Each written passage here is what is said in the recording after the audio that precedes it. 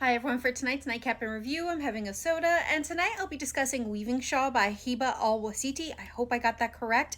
I do have this beautiful Fairy Loot edition, and this is the edition I read. Of course, I'm gonna give my honest opinion. Here are the highlights. And there were no list of content warnings, and I gave this a 3.5. Now remember, reading is subjective and not every book is for a reader, and this just may not have been the book for me, but if it sounds like something you're interested in, I strongly encourage you to give it a try for yourself, and I hope you love it. Now, what's this book about? So this book is about Lena, who has a terrible secret that if anyone were to find out, could result in her being sent to an asylum. She can see the dead, but when her brother falls dangerously ill, she has no choice but to seek out the Saint of Silence and make a deal. He is a ruthless merchant that deals in secrets, and the only thing she has to trade in for the life-saving medication is her secret. But when he finds out about her ability, he forces her to accept a deal: find the ghost of the last lord of Weavingshaw or lose her freedom forever.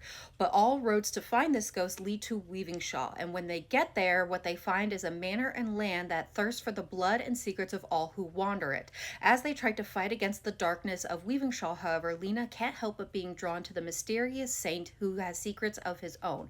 But as dark forces surround them, Lena learns the truth. In Weavingshaw, the dead do not stay quiet, and some secrets are better left buried.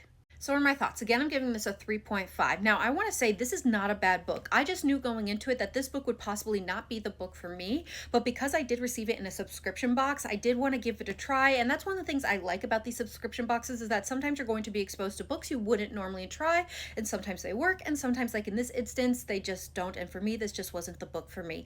Now, I like the concept, I like the human world aspect of this book, as well as the characters, the MCs, especially Lena. I really liked her.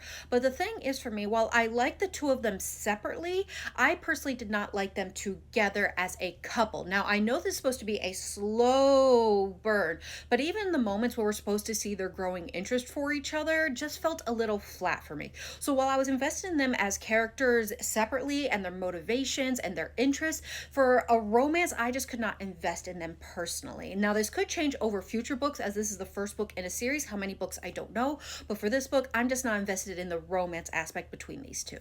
Now, as I mentioned, one of the things I liked about this book was the human world aspect because I was fully able to understand it. But there was another aspect of the book was the demons and where they reside. There, I was kind of left scratching my head because at the start of the book, we find out that demons exist and they seem to have been like banished, it sounds like, to an island, which is kind of confirmed when we talk about one certain demon's manor being surrounded by water. But then they're talking about how they can't enter the human realm without a vessel. So are we in a different realm? I couldn't quite understand that. As well as there seems to be a scene later on in the book where Saint takes what seems like a day trip to me. It doesn't seem like it's hard to get into the demon realm at all. And he's just going down a flight of stairs and he's talking about the above ground and the below ground. So we can kind of infer from that the demons are below.